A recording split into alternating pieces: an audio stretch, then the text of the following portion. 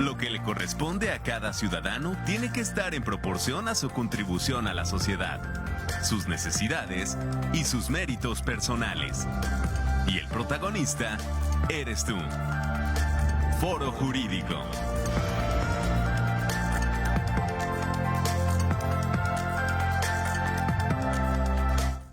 ¿Qué tal? ¿Cómo están? Muy buenos días. Bueno, pues ya estamos en nuestro segundo lunes vacacional. Ya este es el segundo y el último.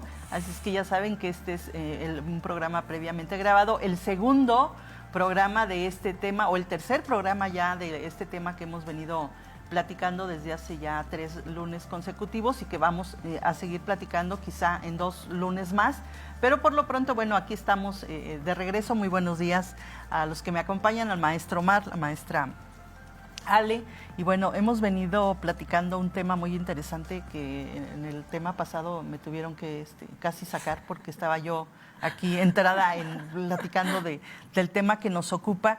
Y bueno, hablábamos de temas que tienen que ver con una educación que se tiene que dar desde muy temprana edad. Yo pensaba, Ale, cuando decías la semana pasada en todo esto de los protocolos, que pudiera ser un avance que no garantiza. A mí me parece que lo que pudiera garantizar sería la educación, pero qué difícil será.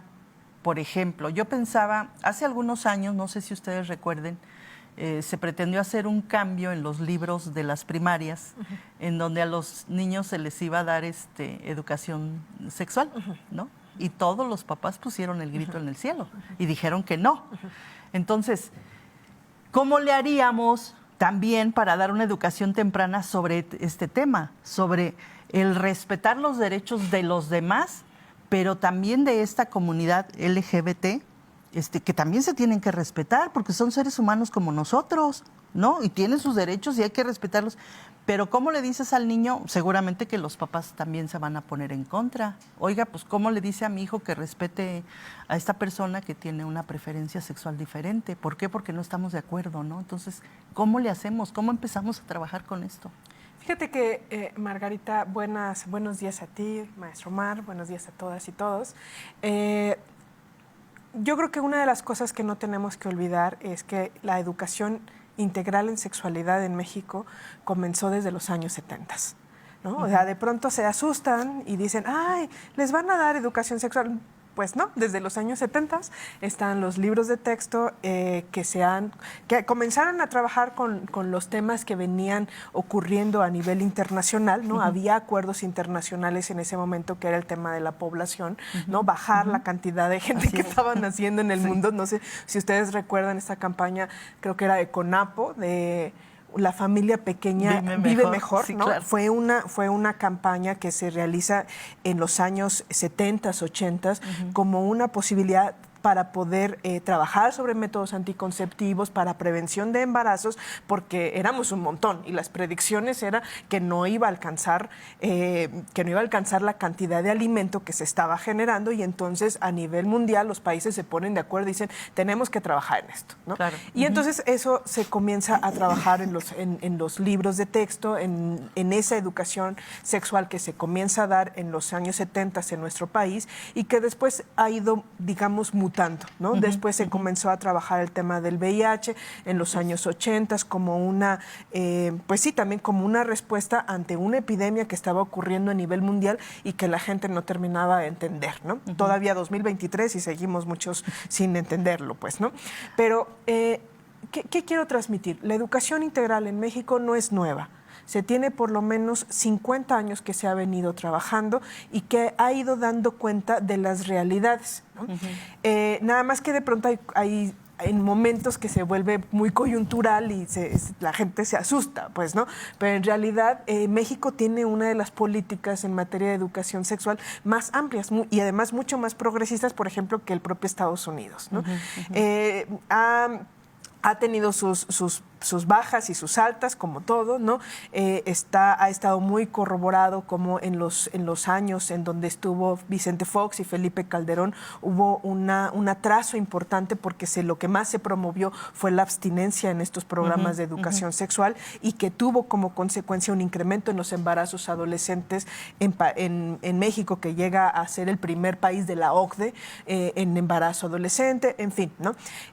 Y actualmente, pues bueno, se tienen programas, pero además hace 4 años más o menos, ¿no? Sí, como entre 2 y 4 años, no me quiero equivocar, ¿no? Pero se hace una reforma a la Ley General de Educación, en donde dice que se tienen que crear contenidos en materia de sexualidad y en materia de género.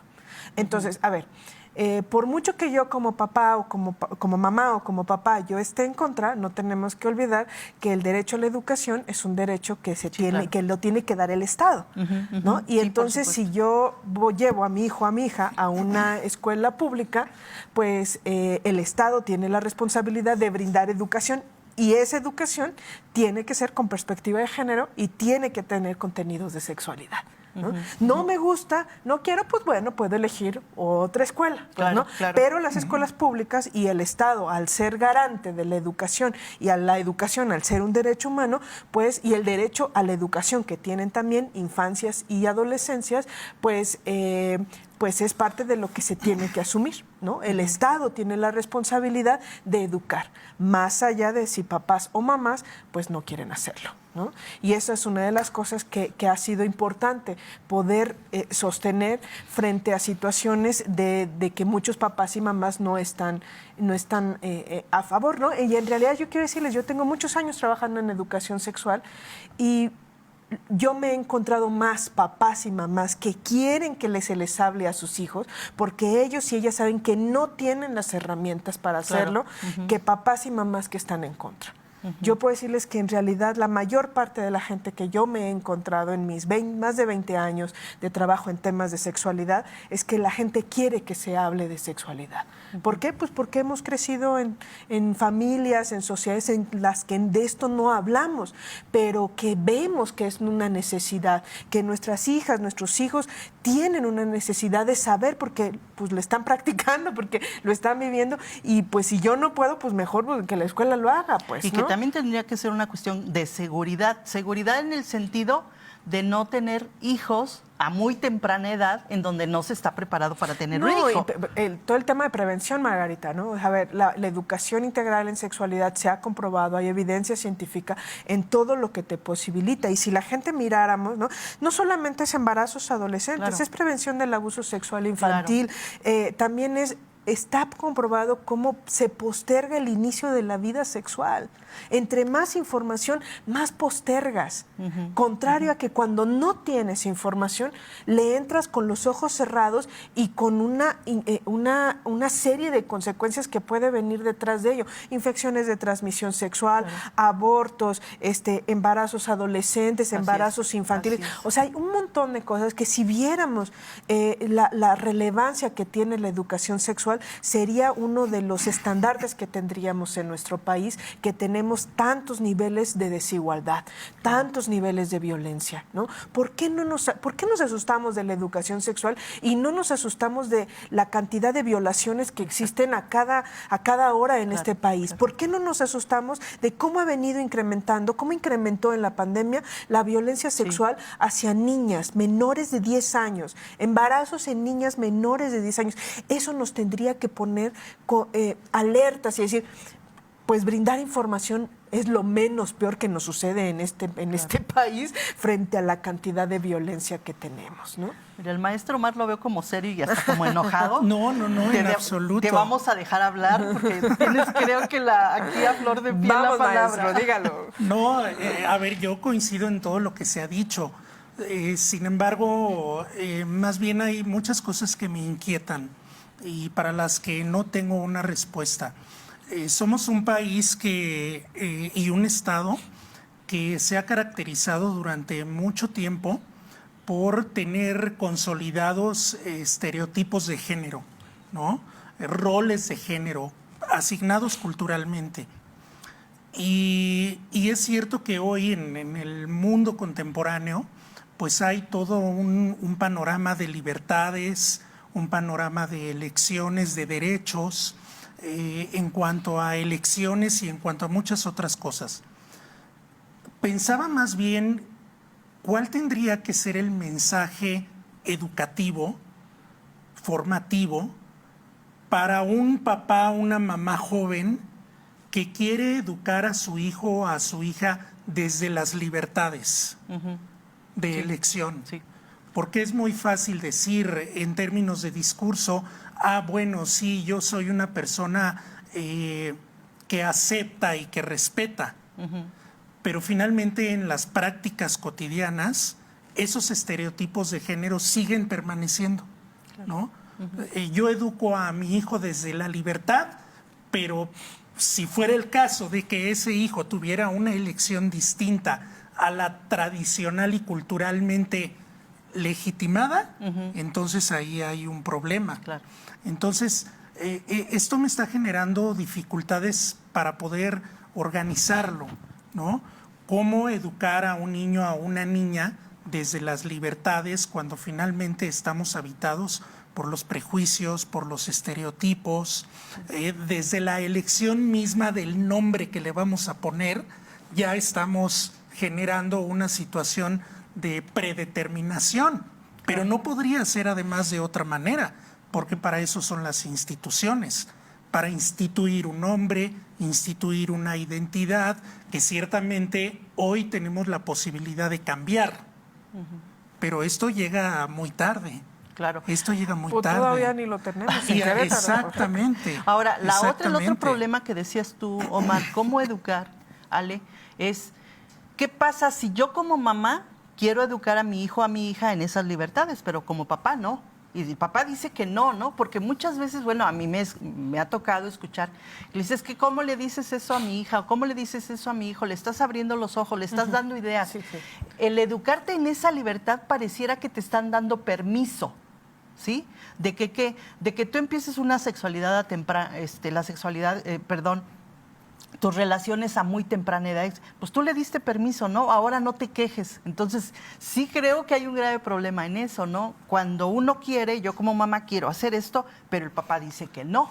Sí, pero también no hay que olvidar algo. O sea, la familia es la institución primaria, la institución en donde inicialmente aprendemos muchos de estos roles y estereotipos, ¿no? Al ser la institución primaria, pues marca muchas pautas, pero no es la única institución, claro, ¿no?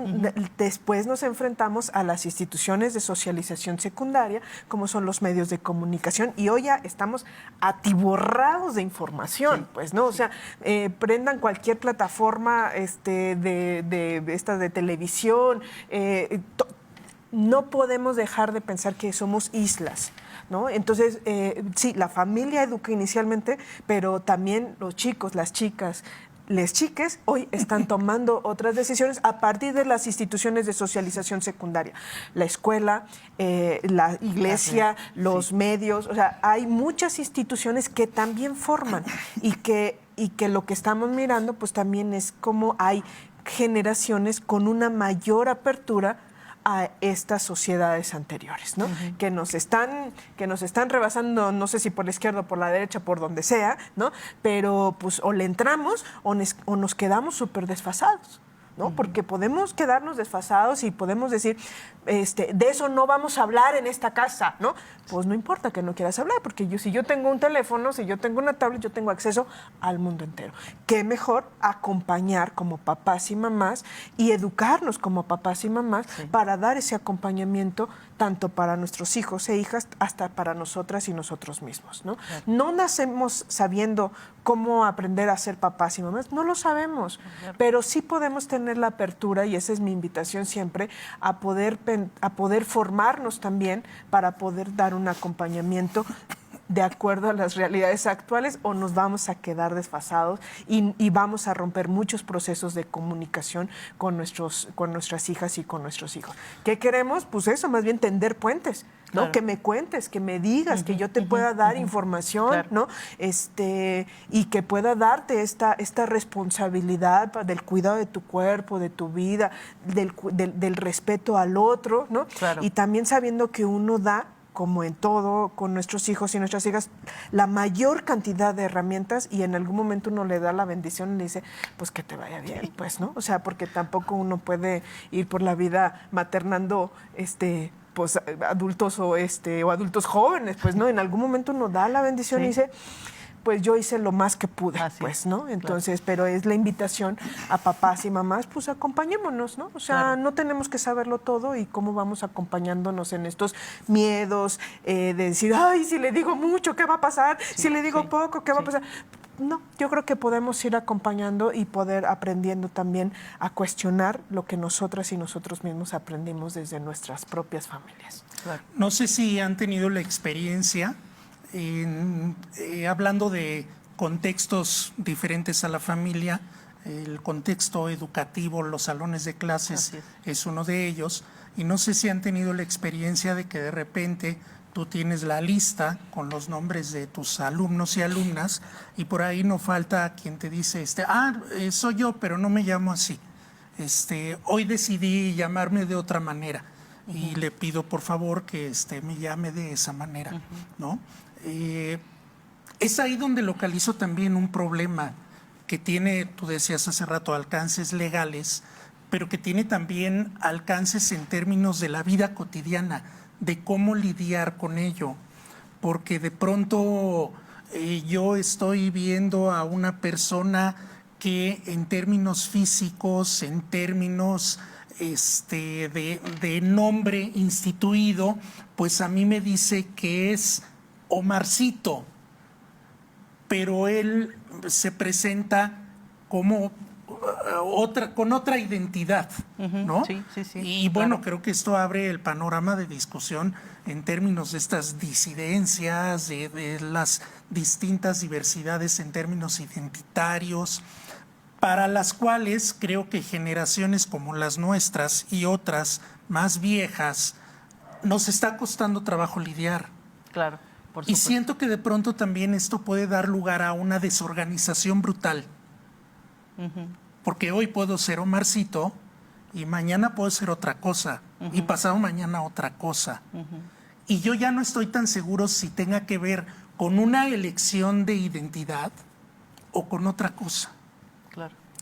Yo creo, maestro Omar, que es muy complejo pensar que hay una banalización del tema de la identidad, ¿no? Creo que es parte también del poder, cómo vamos reconociendo que socialmente crecimos en sociedades binarias en donde solamente pensábamos en términos de hombre y mujer, y lo que vienen a revolucionar las juventudes actuales, que siempre ha estado ahí, pero que hoy se hacen más visibles, es que hay que cuestionar lo que se llaman los binarismos de género, ¿no? Y desde ahí, desde estos binarismos, pues es la posibilidad, porque además es el derecho humano de las personas a la libre determinación y al libre ejercicio de la personalidad, ¿no? Pues cómo quieren transitarlo, ¿no? Y más bien es cómo, por lo menos como universidad, yo no sé en otros lugares, pero por lo menos como universidad, tenemos el compromiso de generar canales más que barreras, ¿no? Y entonces, a mí no me importa si mañana se pone María y pasado Juana y pasado... A mí es algo que no me quita el sueño si yo puedo acompañar en este proceso a las juventudes, ¿no? Porque me toca ya no en las infancias ni las adolescencias, pero sí en las juventudes, poder acompañarlos desde un lugar de dignidad y de protección a sus derechos humanos, ¿no? Yo creo que si llegamos a un tema de banalizar, es que hoy te vas a presentar como uno y mañana como otro, me parece que no estamos entendiendo cómo es el tema de la identidad y cómo podemos, como profesoras, profesores, como esta parte institucional que nos toca desde la universidad, cómo podemos En vez de generar barreras, ¿cómo podemos generar canales para que las personas puedan transitar por lo menos la universidad desde unos lugares mucho más seguros y desde lugares en donde puedan constituirse como seres humanos libres en su determinación, en su identidad de género, ¿no? Sí, totalmente de acuerdo. Yo no creo que sea una banalización porque son situaciones que están pasando ya al interior de las aulas. Y justo lo que digo es que de pronto para muchas generaciones, incluida a la que yo pertenezco, nos ha costado trabajo entender cómo manejar esta situación. E incluso a las instituciones también les ha costado trabajo, porque hay, vuelvo a repetir, aspectos de formalidad y de legalidad que luego son bien difíciles de manejar. Sí, y por eso Como yo la creo inscripción de un título, ¿no? Claro, por ejemplo. claro. Pero a mí me parece que ahí viene acompañado pues eso de cómo, con un cuestionamiento que tendremos que hacer como universidad de cómo queremos acompañar esos procesos. Hoy nos estamos enfrentando a esto. Esto es lo que hoy tenemos. Estos son los cambios, estas son las modificaciones. ¿Cómo le vamos a entrar para no ser, vuelvo a repetirlo, un obstáculo, no ser una barrera y más bien ir generando y abriendo posibilidades para las juventudes, ¿no? Si no lo hacemos como universidad, ¿quién más lo va a hacer? ¿No? O sea, sí. porque hay instituciones mucho más rígidas. La universidad nos podemos permitir, pues eso, poder decir, no pasa nada, ¿no? Le pongo una diagonal y tú dime cómo quieres que te llame, ¿no? Y yo puedo decir, puedo hacerlo hasta desde el inicio del semestre para todos los profes, para no tener que estar repitiendo cada semestre. Y entonces yo ya sé, ¿no? Fulanito, no, pues es fulanita, pues no pasa nada y entonces yo puedo cambiar mi lista de asistencia y yo voy a saber que no pasa nada, ¿no? Pero es parte de estos prejuicios que que tenemos que ir transformando también como docentes. No nos olvidemos pues que tuvimos un paro de un mes en la universidad por temas de violencia de género y de disidencias sexuales. Entonces, pues ahí está nuestra responsabilidad como docentes, como investigadoras, investigadores, para repensar y reformular, y así como lo dijimos con el funcionariado público, pues también como docentes y investigadores nos toca entrarle a capacitarnos porque las juventudes están en nuestros salones de clase. Las cosas más innovadoras en tema de sexualidad y de género están en nuestro salón de clases. Y le entramos o pues vamos luego a terminar también con alguna queja en la UABIC, pues, ¿no? Sí. Entonces, pues capacitémonos, ¿no? Que a mí me parece que también, bueno, como en todos lados nos enfrentamos a un grave problema, porque hay maestros donde no aceptan, ni siquiera ir a un curso. Sí, ya correcto. no digamos el que acepte al alumno con un cambio de nombre y todo, porque le dice, bueno, yo aquí tengo este nombre y tú te llamas así, ¿no? Y yo voy a pasar lista con lo que yo tengo aquí. Y no aceptan ese tipo de cambios. Sí. ¿No? Entonces... Sí, pero puede venir o sea, eso es en donde tenemos que pensar, bueno, ¿cuál es la consecuencia? Pues también hay consecuencias. Claro, si no claro, queremos, pues vámonos a una universidad en donde no nos exigen estas cosas, ¿no? Pero acá nos van a exigir esto. Claro. Y si no, nos van a meter una queja o si no, nos van a ir condicionando, por ejemplo, los estímulos o poder, ir por una plaza de tiempo libre, de tiempo completo, a que estemos capacitados en temas de género, a que nos den clases a capacitarnos en temas de género, ¿no? Por supuesto. Entonces, ¿y qué está haciendo la universidad actualmente para entrarle al tema? Hay una discusión actualmente, a mí no me toca contárselos, ¿no? Pero sí hay una discusión actualmente en la universidad porque esto es una realidad, como bien lo estás diciendo, ¿no? Y entonces sí hay es una reflexión que se está dando desde la Dirección de Igualdad para decir cómo podemos ir acompañando a los chicos, a las chicas, a las chiques, en donde pues se garantice sus derechos humanos en las aulas, ¿no? Claro. Entonces, tenemos un grave problema en Querétaro, pues que no tenemos ley de identidad de género. Gracias. Y esta ley de identidad, pues sí impide, pues muchas veces que tú llegues con un acta rectificada y entonces, por tanto, que puedas hacer tus procesos legales, ¿no? Claro. Y entonces habremos de ver qué se puede ir haciendo a la par, porque además sabemos que no es tan sencillo poder hacer una modificación de un acta, claro, que implica una situación económica, de información, y además muchos chicos, chicas, pues viven en situaciones de mucha vulnerabilidad, ¿no? Muchos corridos de casa. Entonces, bueno, si tenemos claro que queremos ser un camino más que un obstáculo, tenemos que pensar como universidad cómo generar esos caminos frente a las realidades que tenemos de vulnerabilidad por orientación sexual, por identidad de género, que ha conllevado pues colocar a los chicos, a las chicas, a las chicas en situaciones en donde no tienen la posibilidad de poder hacer un amparo o de poder generar, ir a otro estado para poder cambiar su acta, ¿no? Correcto. Ale, Pues sumémonos a la discusión. Sumémonos a la discusión. Vamos a seguir con estos temas. Muchísimas gracias, Ale, por aceptar la invitación. Muchas gracias a ustedes. Maestro Mar, muchas gracias. Gracias, Margarita. Gracias, Disfruten Ale. de la última semana de vacaciones. Gracias. Nos vemos la próxima. Muchísimas gracias. Ya en vivo. Lo que le corresponde a cada ciudadano tiene que estar en proporción a su contribución a la sociedad, sus necesidades y sus méritos personales. Y el protagonista eres tú. Foro Jurídico.